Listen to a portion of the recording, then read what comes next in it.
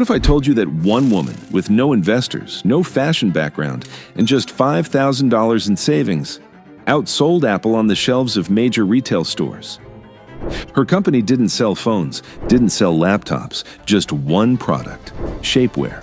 This is the story of Sara Blakely and how she turned rejection, ridicule, and a pair of scissors into a billion-dollar empire.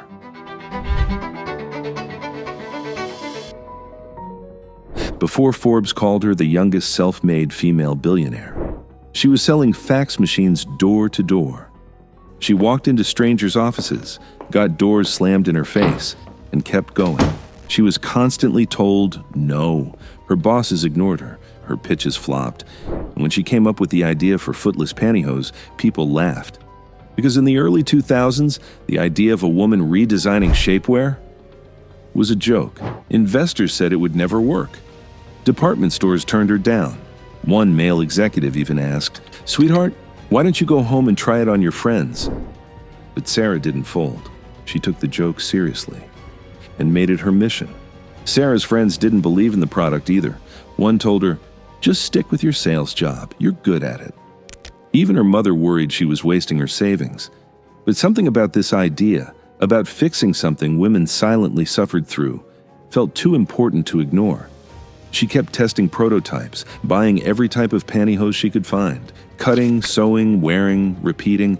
She even tried to pitch it to hosiery mills. None of them took her seriously. Until one day, a mill owner in North Carolina listened. Why? Because his daughters overheard the call and told him, "Dad, this woman is onto something." It wasn't just rejection that shaped Sara. It was who believed in her when they didn't have to. She was alone, but not entirely. Each person who said yes became part of the Spanx story. Sara didn't quit. She couldn't afford to. She bought a pair of control-top pantyhose, cut off the feet, and wore them under her white pants. No seams, no lines, and for the first time, it felt comfortable. That's when it clicked. No one had ever made shapewear that actually worked for women. Every brand was run by men. Every product was designed to squeeze, not to empower. So she started Spanx. No fancy factory and no marketing team. She wrote her own patent, bought a textbook to figure it out. She designed the packaging herself. Bright red, because nothing else in the lingerie aisle looked like it. She drove store to store, handing out samples, and stood in the aisles convincing women to try them.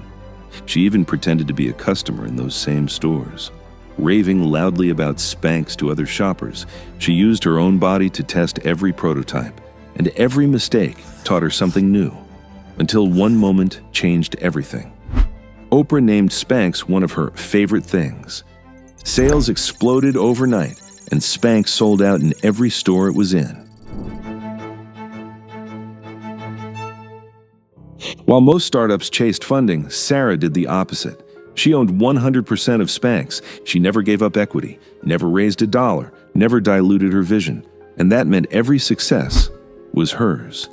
Instead of big budgets, she used scrappy tricks, like standing in department stores, personally convincing shoppers to try Spanx, like cold calling Neiman Marcus and flying out for a 10-minute pitch, using the bathroom to model the product.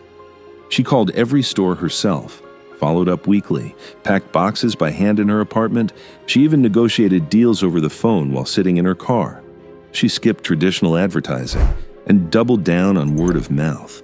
Spanx didn't win by playing the old game. It created a new one. Why red? Sara said it stood for boldness, for confidence, for being unapologetically visible in a world that tried to make women invisible. She tested fonts, colors, and shapes in Photoshop herself. When buyers asked if she had a marketing agency, she smiled and said, "I am the agency." Her design stood out, but more importantly, it spoke to women, not in the language of shame, but of power. She also understood one thing most companies didn't, that women don't just buy products, they buy stories, they buy trust. That's why every little detail mattered. The logo, the tone, the placement in stores. It wasn't branding, it was empathy. Sara even hosted focus groups in her living room. listened to strangers explain what they hated about shapewear, and took notes on napkins, index cards, anything she could find. She was building more than a company. She was building a movement. Within a few years, Spanx became a household name.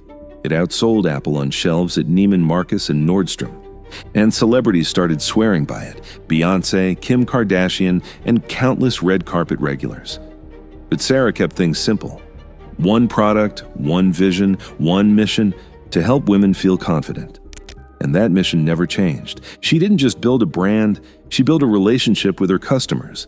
Every product was tested by her. Every feature came from a real complaint or request. She didn't guess what women needed. She was the customer. She answered emails herself, read customer letters, kept handwritten notes about product improvements. She wasn't just building Spanx, she was building trust. She once said, "I didn't have an MBA, but I had PMS and a broken heart, and sometimes that's all you need." In 2021, Sara sold a majority stake in Spanx at a $1.2 billion valuation. And then she did something no one expected. She gave every employee 2 first-class plane tickets to anywhere in the world and $10,000 in cash. Why? Because she remembered how hard it was to start from nothing. She remembered being ignored. She remembered crying in her car. She remembered being laughed at. So she made sure no one who helped her build Spanx would be left behind. On the day of the sale, she showed up in a red tuxedo to match the red packaging she designed in her apartment. That wasn't just a color choice. It was a full-circle moment. And when asked what advice she'd give to other women, she said, "Don't be afraid to start small. Embrace what you don't know. That's your greatest strength." She now mentors female founders, invests in women-led businesses, and teaches them the lesson the industry ignored for decades: that empathy is a business advantage, that knowing your customer is strategy. Sara Blakely didn't just change fashion, she changed the playbook. In a world that glorifies big funding, big teams, and big noise, she built a billion-dollar empire in silence. She bet on herself. She bet on women. All it took was one product, and the belief that women deserved better. The real question isn't how she did it. The real question is, why did it take so long for anyone to listen?